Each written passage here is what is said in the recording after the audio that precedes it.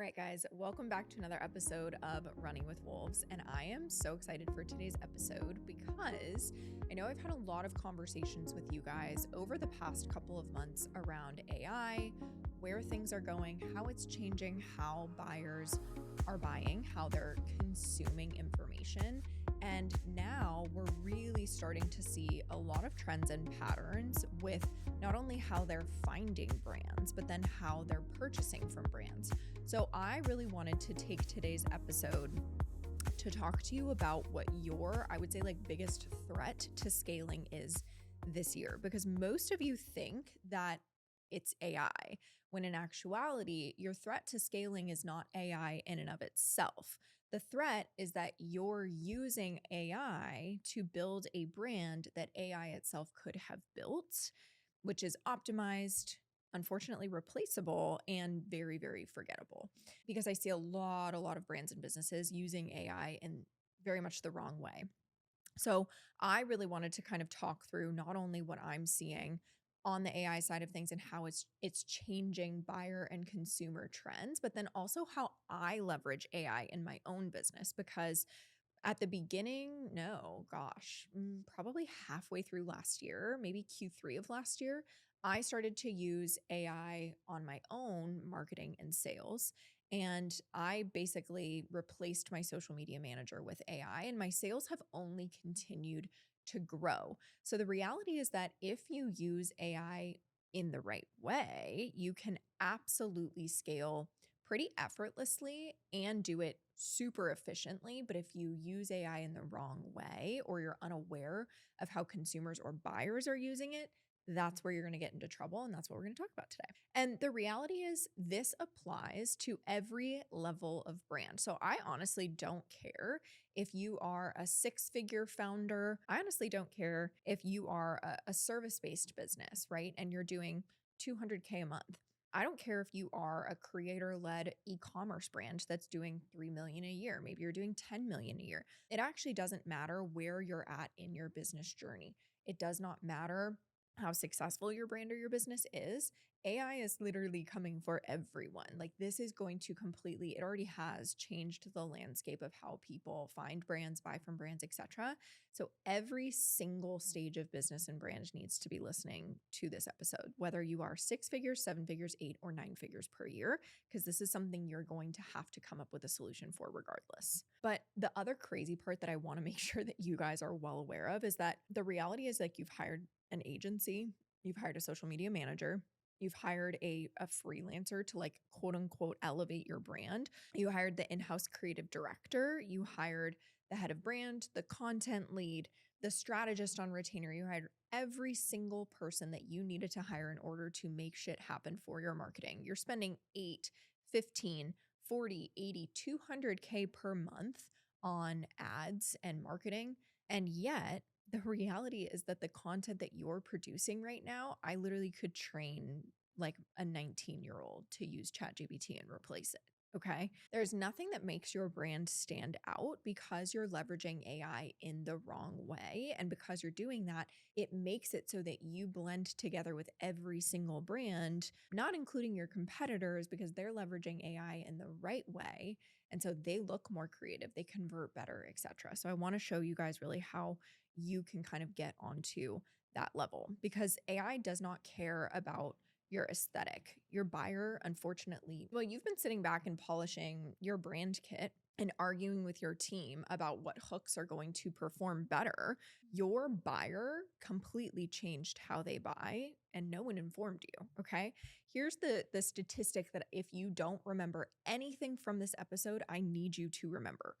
38% of shoppers already use AI to make purchasing decisions. And this is something I've started to hear now from different people who I've been having even, discovery calls with, or inquiry calls or things like that. They're like, well, I was asking Claude or I was asking ChatGPT and it said that I actually needed this in my business. And so I've actually had to start to, like, re-educate people on what hiring decisions they need to be making, what marketing strategies they need to be implementing. People are truly relying on AI to make purchasing decisions for them. And that number is climbing every single quarter.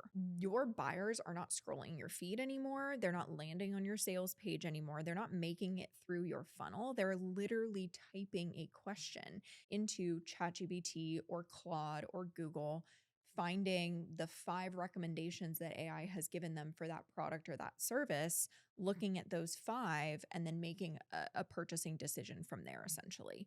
And if your brand isn't one of those 5, your competitor is going to win the sale because they're far more searchable. Okay. And I will tell you why that is actually happening.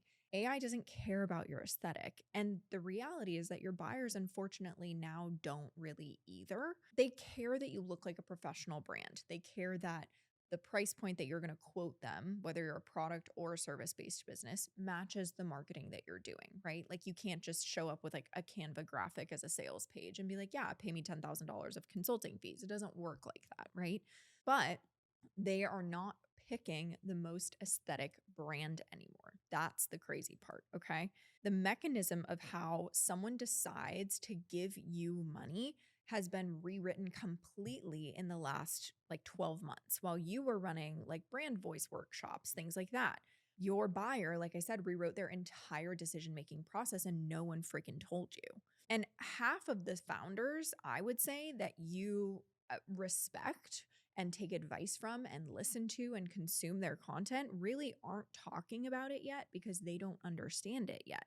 And the other half of founders are too busy pretending that things haven't changed because admitting that will cost them way too much. And I'm telling you right now in this episode, if you are a 6-figure founder, this is your like warning shot, if you will. Okay. Move now. Like the people, for example, I keep seeing this video popping up on TikTok and it's like, damn, I really wish I had danced on TikTok a little bit more when it like first came out because all of these massive influencers are going on these like insane brand trips. Like Acquired or whatever, she just went on that like big private jet for her bachelorette party. So that's the joke that's going around.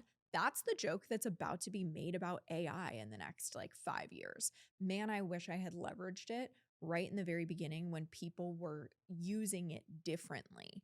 Like, I wish I had played into that because the brands and the businesses that do that are going to be the ones that are going to shortcut the scaling process. Okay.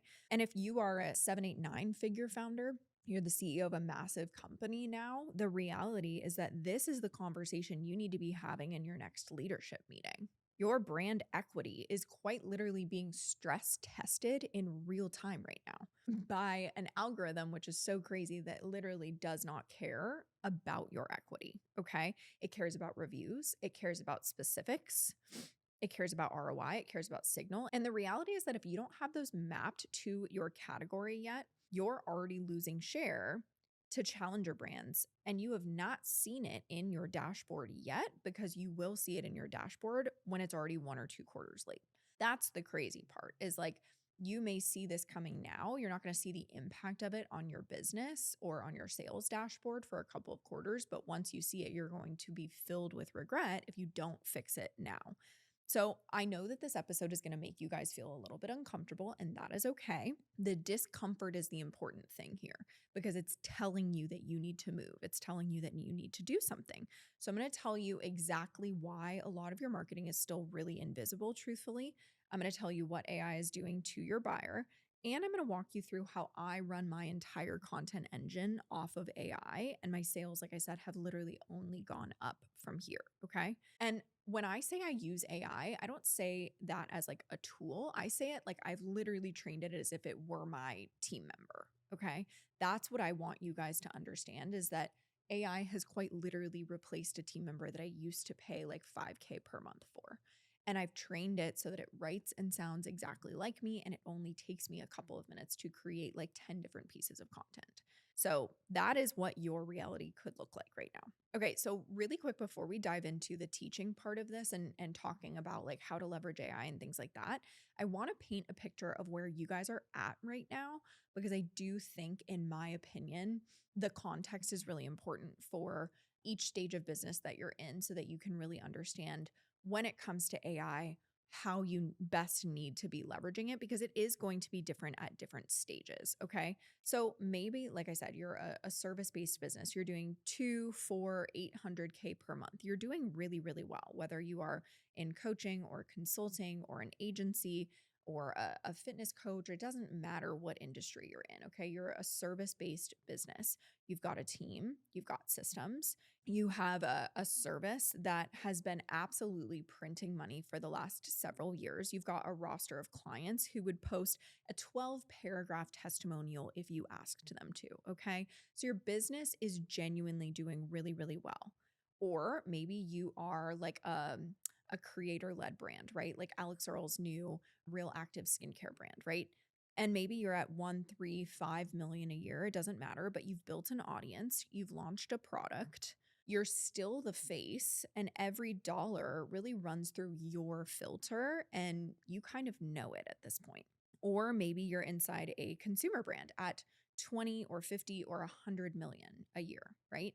You have a CMO, you have a head of brand, you have an external creative agency on retainer, an in-house content team running with them, right? Like you have it all. You have ad spend that needs its own deck for the board. Okay. So like you guys are making massive moves right now. I don't care which one you fall into. It's the same diagnosis. Okay. But just happening in a different room. The last 6 months for most of you guys has felt off, and you cannot put your finger on why. I hear this every single day at varying levels of businesses and brands. Okay. Engagement is fine. Ad cost is kind of starting to creep up more than you might like. Your last launch did about 60% maybe of last year's launch, and no one on your team can literally tell you why with a straight face. Okay. Your repeat customer rate is a little bit softer. Your DMs have gotten quieter. Your owned channel performance is definitely sliding. Like follower count is bigger than it's ever been. Your team is shipping. The content calendar is full. You guys are doing the most. And yet, for some reason, you're sitting in a 9 a.m. leadership review meeting on a Tuesday, or in your office at midnight on a Sunday, or in the back of an Uber on the way to a board dinner you don't want to be at. And you're sitting there and you're asking yourself the question that every single smart CEO and operator is asking themselves, which is, why is everything that I built last year not working this year? You have built the systems and the processes and the team and all the things. And yet, what you've built, the strategy, and I would say even the playing field has completely shifted. So, what you built means nothing in today's day and age of how people are finding and buying from brands. You think that you need a new strategy when the reality is that you don't have a strategy or a tactical problem, you have a systems problem, okay? Here's what has actually kind of been going on behind the scenes for the last 12 months is that you've been Frankensteining AI into like a content factory that you already had. So you're using ChatGPT for hooks, a custom GPT for caption tone. You're trying to like puzzle piece your way into success with AI. And if you're being honest with yourself, and I literally wrote these notes for this podcast episode, you guys, off of my own experience when I was first starting to use AI. Okay. So I understand where you're coming from, and it's so frustrating. But if you're honest with yourself, your content or your marketing sounds more like everyone else's now than it did before you used AI. Okay. Same hook, same structure, same like, I used to think like X. Here's what I learned carousels, right? The same product launch email cadence, the same Black Friday angle, the same 30-second ad with the founder talking to the camera in the kitchen with a backlight. And you're using the same fucking script that everybody else is. So, like, how are we supposed to stand out here, right? You scaled sameness with AI. You do not look different from your competitor with AI, and AI rewarded you with more of that. Okay. So your brand got smaller and more watered down in a market that is already saturated. So how the hell is AI supposed to pull you as one of like the top 5 brands doing whatever the person searched for? Okay. And this is the room that you're kind of in right now. And you recognize what's going on, but you also recognize you need to figure out a way out. Okay.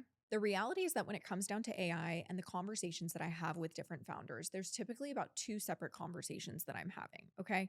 Or there's like 2 camps of people when it comes down to AI right now, okay? Camp 1 is you're skeptical. You've decided that AI content, quote unquote, doesn't sound like you, and you're gonna just keep doing it the human way, okay? Which is fine. But the trap with that is that while you're like, quote unquote, protecting your voice, the competitor in your category, your industry, is producing 5, 8, or 10 times the amount of marketing that you are. not because their content is better, purely because the buying behavior changed and the volume of distributed signal is now part of the equation, meaning how much marketing you are actually putting out is a big part of the equation now. Okay.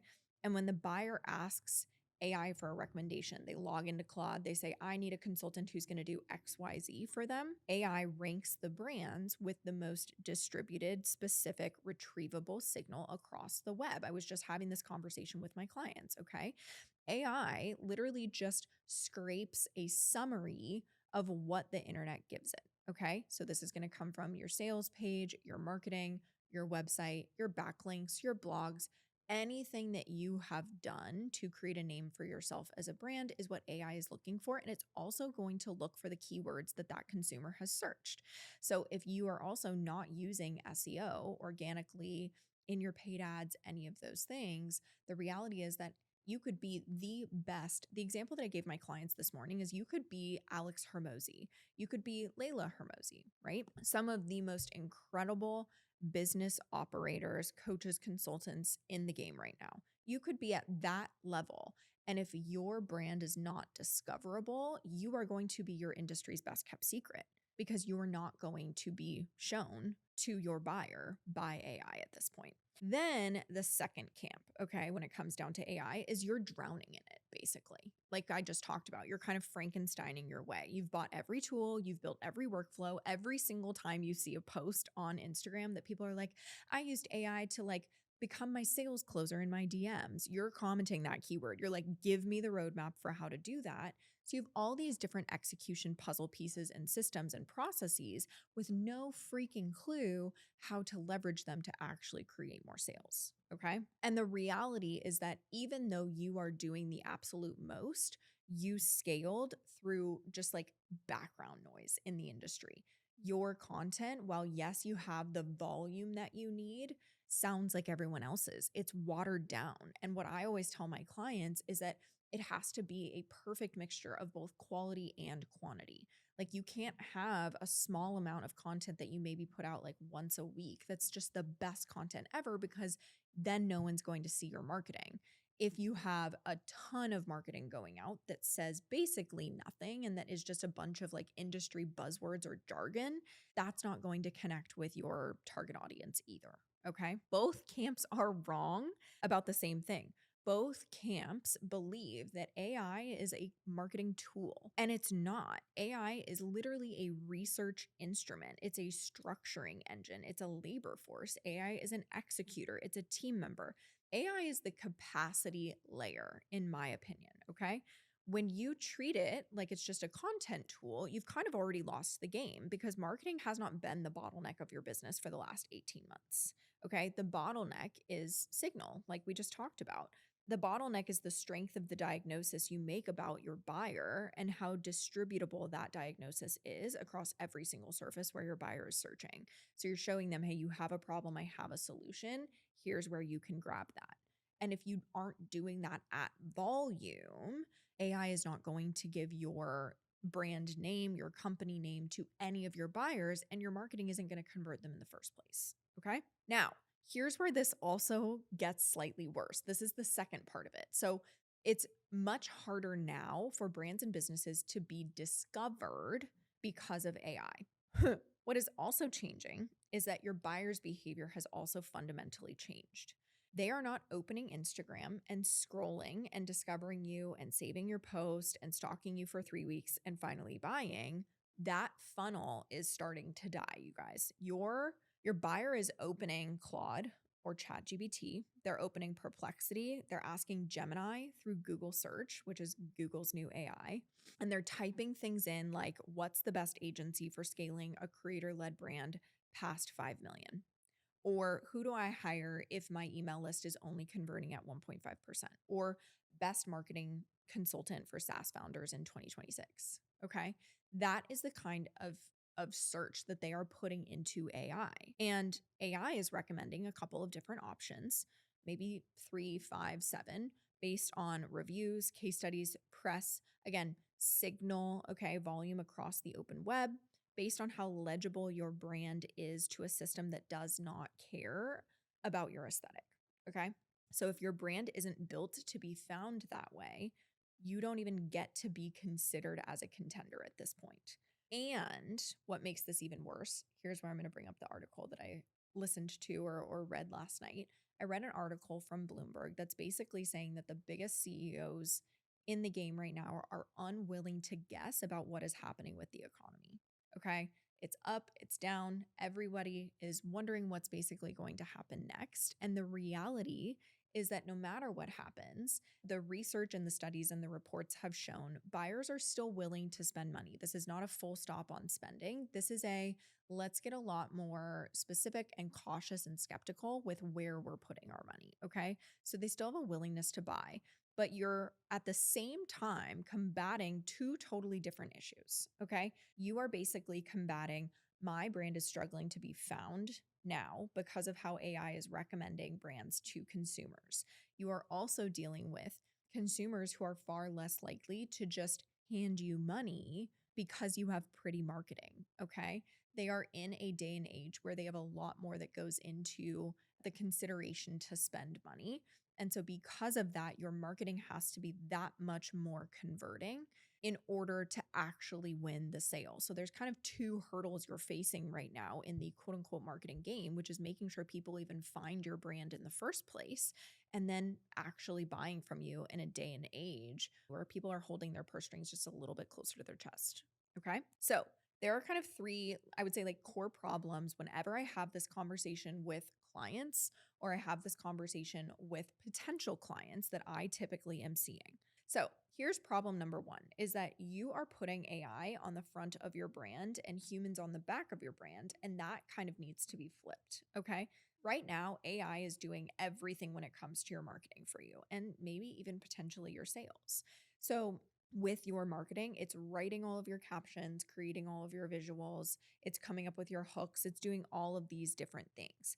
But the reality is that AI gives you either what you train it or what it's learned from the internet or from people who talk like you, do what you do, sell what you sell, etc. Okay. So it is basically creating, if you don't know how to properly train AI to write your marketing for you, it's essentially putting together marketing based off of everyone else that's out there that does what you do or sells what you sell. So you sound like everybody else. Okay.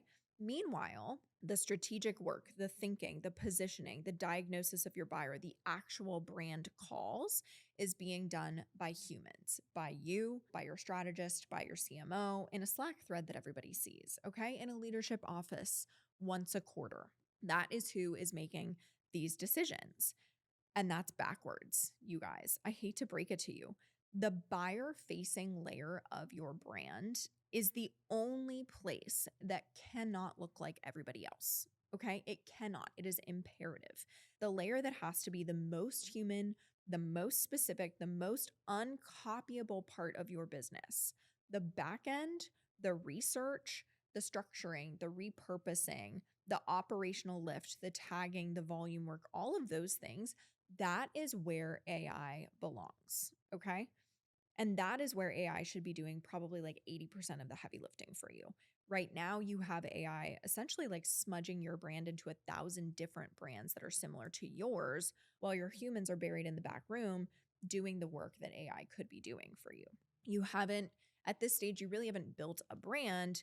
You've built a content machine that kind of produces like the average opinion for your category or your industry, but faster. And how is that helpful for you when it comes to creating content? Sure, you check a box that says, cool, I posted on all of the social media platforms today, and I sent out an email, and we wrote a blog, and we put out a podcast episode. Fantastic. What did that do for your sales?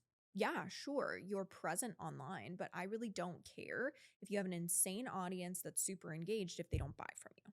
Okay, so problem number two, you are optimizing for a buying behavior that doesn't exist anymore. And I talked to you guys about this in the very beginning of the podcast episode, but like this is the one thing that should make you be like, holy fuck, is that 38% of shoppers are using AI to make purchasing decisions right now. And that number is increasing every single quarter. Okay.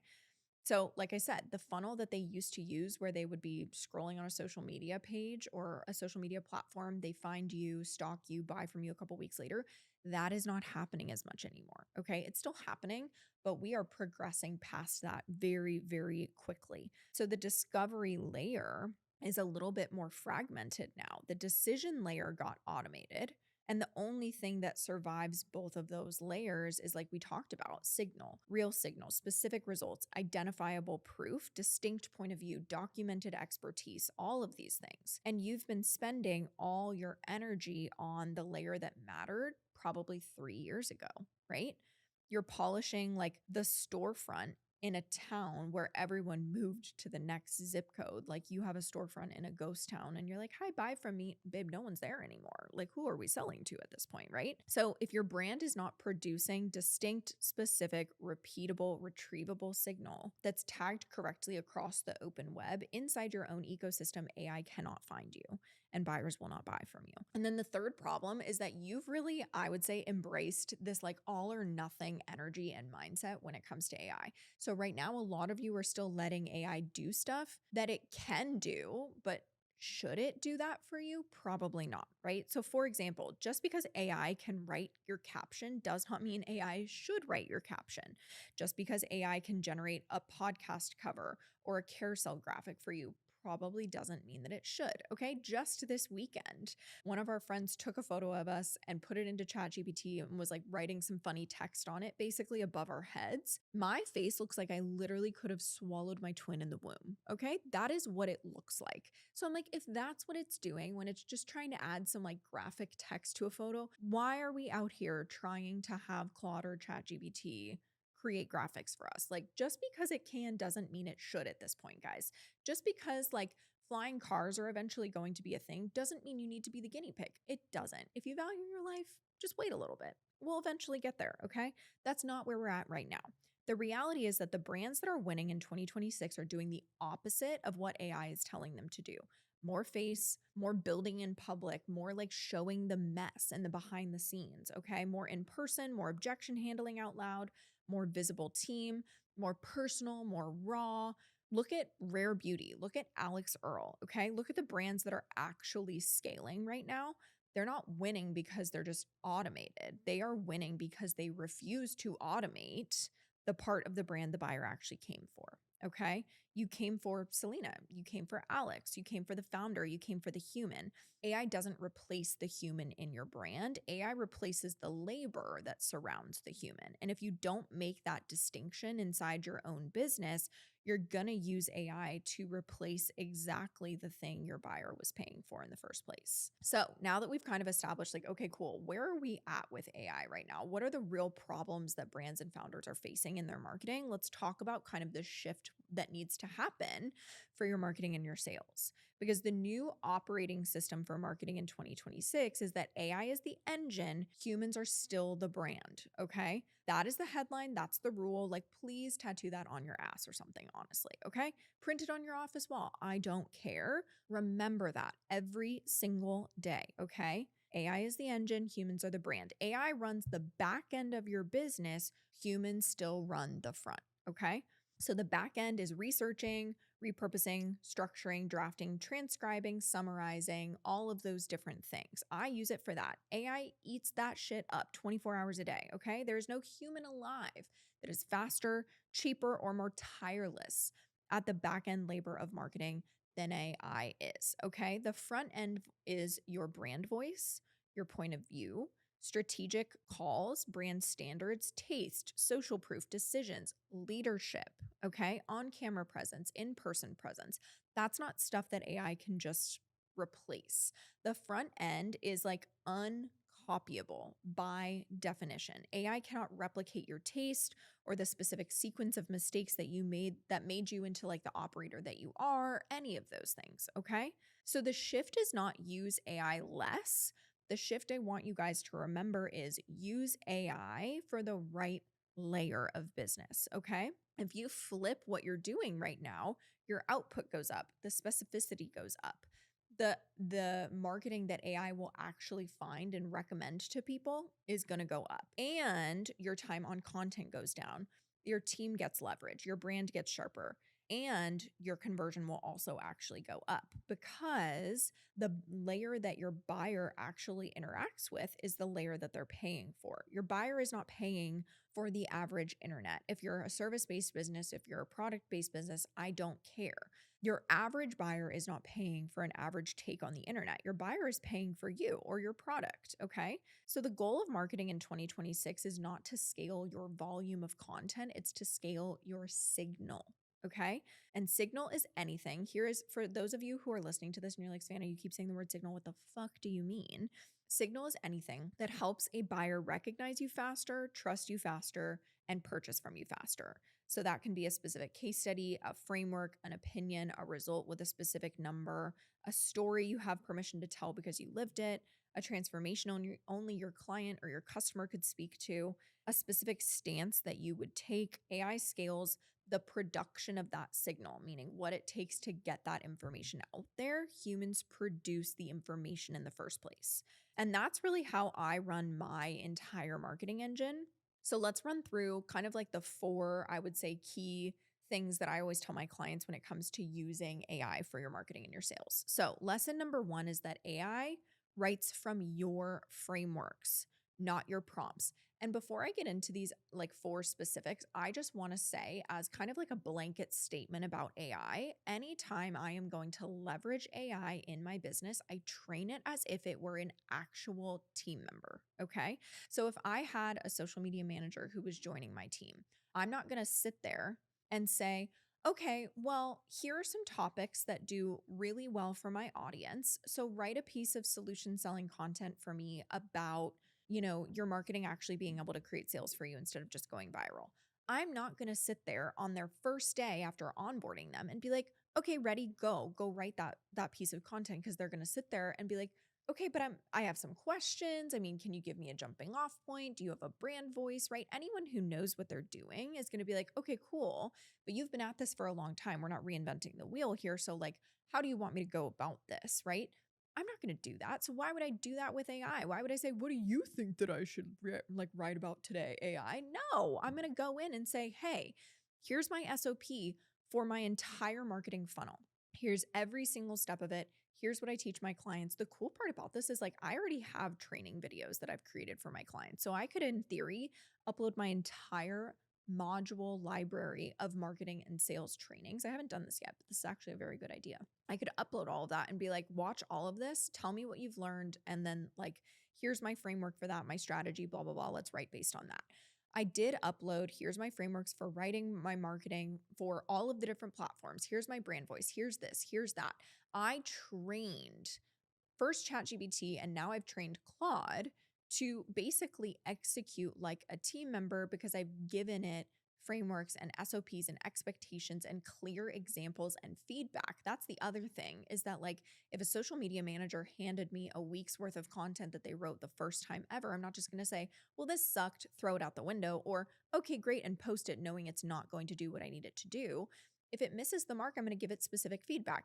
Hey, here, this is exactly where in our framework we say you need to do it this way. So, like, number one, why did you do it this way? Talk me through why you executed that way so that I can answer any questions, clarify anything so you can do it better the next time. But right now, here's how I would change it, and giving them specific examples to be like, okay, cool. Now I know what your expectation and your standard is so I can do it the right way next time. And it does. Okay. So AI writes from your trainings, from your frameworks, from your strategies, from your pieces of content that you know works. I always tell you guys, you cannot delegate what you have not mastered, okay? So if you can't do that with a human team member, what makes you think that a robot AI system is going to be able to pick up on that and be like, cool, no problem, I got it, right? Absolutely not. Master your marketing and your sales first. Know how to do it. Know what works for your audience, as far as not just getting them to find your brand and love it, but actually purchasing from it, okay? So master that first so that you can then train, whether it's AI or any other team member, for how to do that. Lesson number two, like I said, AI is a team member, not a strategist. So treat it like the highest paid social media manager you have ever onboarded. Okay. So, like I said, I install it, I teach it all of my frameworks, then I let it execute. And then from there, I actually check its work every single time, every single time. Okay. AI, I would say, typically gets me about 95% of the way there because I trained it. And the remaining like 5% is my judgment. The remaining 5% is like my lived experience. So, like, it wasn't in a sales conversation that I had last week where this one lead used this exact specific word to talk about its objection. I was in that conversation. So, of course, it's not privy to that information. So, if it says one specific thing, I'm going to be like, actually, you know what? I'm going to change this because I know that this will do better. Right. So, like, as a social media manager, I'm not just going to post the content that you create without checking it or giving you feedback. So, why would I do the same thing with AI? Okay. So, number 3, AI handles the volume, remember, and humans handle the voice. And this is the rule that I will never break. Okay. So, AI does not get to decide what is on brand and what is not. AI gets to do the work on producing on brand assets at volume. Okay. So I could literally take one of these podcast episodes that I'm filming for you guys, plug one of the clips in, and say, hey, this was a clip that did really well for our podcast. I want to use this as inspiration to create an Instagram carousel. You know my framework for how to do that. So break down the core message in this podcast clip, use it to write a carousel, and boom, it repurposes it into that because it's already my thoughts, my ideas.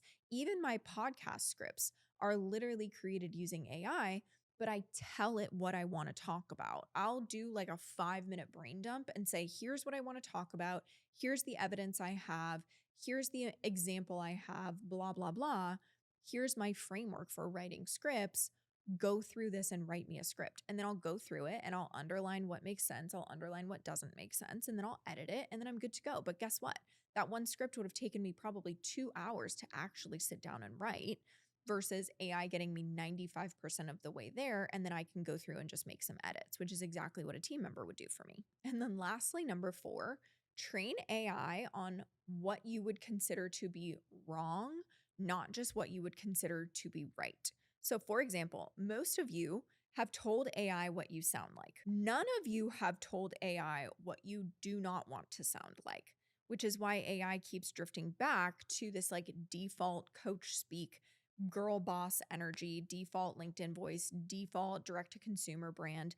It doesn't matter. And I literally have a list of phrases, a list of words, a list of like different types of brand voices, or even people who I don't want to sound like that AI knows. Okay, this is what we avoid. This is not Savannah. Here's who Savannah actually is. But then they can also cross reference with what I've told them I don't want to sound like. So I always tell AI, I'm like, anything that says like, that's not X, that's Y, anything that is like the rule of threes, anything that is game changing. Let me share. Here's the thing in today's post, like all this different stuff. Okay. I don't say any of that shit. I have anti positioning rules. So we are not a coaching brand. We are not motivational. We're not pretty content. We're not the firm that talks in frameworks without ever showing the work. AI knows the anti positioning of my brand, not just the positioning of my brand. And so, because of that, it doesn't really drift into those lanes. So, when AI drafts something for me and a banned phrase slips through, to me, that's an alarm bell and it tells me, okay, my AI system is leaking and I need to update the rules, or I need to ask, like, hey, this is something that I've already told you. So, why did you allow it the next time? And it'll basically be like, oh, yeah. And what's really cool, actually, that I found about Claude versus ChatGPT is it'll say, like, this is why I did that. In the future, if you don't want me to do it this way, here's what I suggest you tell me so that I don't do that. The system literally like corrects itself. I'm like, okay, cool, do it exactly that way. And it's like, okay, amazing. I won't make that mistake again. And then it doesn't. Okay. And then the last lesson is that every piece of content runs through a buying filter before it ships. Okay. So I have one question every single content has to pass before it goes live. And you guys are going to laugh at me. It's would my ideal client, and I have varying target audiences. I have a consulting target audience. I have an accelerator target audience. There's 2 tiers to the accelerator. So I have like technically 3 different target audiences. Okay. Would my ideal client for whatever topic we're talking about feel called out or seen by this? If the answer is no, the marketing goes back. So I basically am like, nope, this is not like my audience would not feel seen enough by this. I base this in the sales psychology tactic called identity. So, the more that your target audience feels seen and heard and understood, and they see themselves in your marketing, the more they actually trust the brand, like the brand, and want to purchase from them. Because if they feel like you understand them and any problems or desires that they have, they also probably feel like the solution that you offer is going to be better for them because of how well you understand where they're at. Another rule that I have that AI cannot break is that it does not make up proof. Every single metric and result and story comes from me. So, this is something that I actually have noticed and I've caught it a couple of times, which is why it is so important for you guys, like we talked about before, to make sure that you are reviewing and editing what the AI creates for you, whatever platform you're using. Because I've actually caught both ChatGPT and Claude initially, where I'm like, hey, I want to bring up I want to create a piece of social proof or a client case study that talks about XYZ, right? Like this topic. We've talked about so many different pieces of social proof together, client stories, like pull from whatever you think is actually going to be a fit for this. And then I'm reading through the piece of social proof that it's created and I'm like, this doesn't sound familiar. This isn't something what one of my clients has dealt with or that I've dealt with. So I've literally messaged it back and been like, where did this piece of social proof come from? Like, what client case study was this? And it was like, oh my gosh, so sorry. I just like made that up. I invented that. And I'm like, no, this is social proof. This is real results. Okay. We cannot just make that shit up. So that's my other rule is like, absolutely not. We do not make up social proof. Any piece of social proof, client case study, any of those things that we actually talk about in my marketing comes from what I have given it as far as client case studies, things like that. And there are also other things that AI does not get to touch ever. So the line in the sand for me is that it doesn't write my manifesto, it doesn't write the top line of my sales page, it doesn't get to write my brand promise, it doesn't get to write the email that goes out when something hard happens in my business, right? And I need to talk to my audience like a human. It doesn't decide what's on brand for me. It doesn't get the final cut of anything that has my name on it, basically, right? So I am the judge of what is on brand, what is the standard for my brand, things like that. So every single time that I leverage it, it's always going to be to give me a baseline understanding or a baseline like effort or first attempt at whatever it is I'm trying to create. And it will always come from my prompts. So I will always say, we're rewriting this sales page. Here's what I want it to say, blah, blah, blah. Okay. And it will create something off of that. And then I'll say, tweak it this way, say it this way. You're almost there, but say this, right? So anything you see in any of my marketing always comes from me. Okay. And the reality, like I said, is that because I have implemented AI, you guys, I literally have not hired on in almost a year another social media manager. I had someone reach out to me recently that was like, I would love to be like your intern or something like that, right? And that is the first time that I've ever been like, you know what? We're creating a lot of content for like the wolf side of things and my side of things. It actually might be nice for capacity for me to basically just have somebody repurposing a lot of that stuff, leveraging ChatGPT or Claude for me, since I've already trained it to do everything, blah, blah, blah. It would be a really easy handoff. So that's the first time I've ever really considered bringing on help for this in almost a year. And that's because my sales have consistently scaled. You guys, year to date versus last year, we're about 50% ahead of where we were. Okay. So, that, in my opinion, after implementing AI, is absolutely incredible that we are still scaling so far ahead. Okay. And what I want you guys to understand is how much AI, when you leverage it the right way, genuinely can change your business. If you are somebody who has a team that handles your marketing and your sales, you could either make it so that you are way more profitable because the marketing that they're working on, they can get more marketing out. It can convert even better. So your sales go up with the same team and the same amount of money that you're investing into that team, into those ads. Or you could even make your team leaner. You can be more efficient with less people and less money spending, right? And on top of that, your CMO gets to lead. AI really does the work that was like eating your team alive, okay? Your launches start hitting again, not because you tweaked the funnel, because the brand became unmistakable. because your buyer can find you and recognize you and trust you and choose you faster than they can with anyone else in the category because AI is executing for you, which allows you to create such a high volume of marketing in a far more efficient manner, but you're still running strategy. You're still doing all of these things in order to make it so that the marketing is still heavily converting. So that shift, that is what it looks like when you actually know how to execute your AI marketing, your AI sales in the right way. And that is honestly like what's available to you and your business in the next 90 days if you know how to make these shifts and you actually do the work. So here's where we are. If you have kind of been listening to this episode, realizing the brand you've been building looks too much like everyone else's, the content you've been making could have been written by ChatGPT, and it probably was, and it definitely looks like and sounds like it. The labor is on the wrong side of your business. You're putting humans on the back end while AI is on the front end when it should be the other way around. And you know that that's the shift that you need to make. It doesn't take a year. It literally just takes a system and it takes you committing to being the human on the front end of your brand instead of letting AI smudge you into the average, right? So if you're listening to this and you're like, Savannah, this sounds fantastic, but I could not tell you the first steps that I need to take to A, shift my marketing strategy so that it converts at a higher percentage for me, and B, I have no idea how to train AI to do exactly what you're talking about right now, then send me a DM on Instagram. I would love to have a conversation with you. We can set up a call and just chat about on the strategy and the AI side, the changes I'm hearing that you need to make in order to hit your goals. And we can always talk about how I can best support you in that. But if you have any other questions randomly about AI or marketing or any of those things, please, please, please send me a DM on Instagram. Like I said, I love nerding out with you guys on this. And I've always said this, but I will continue to say it.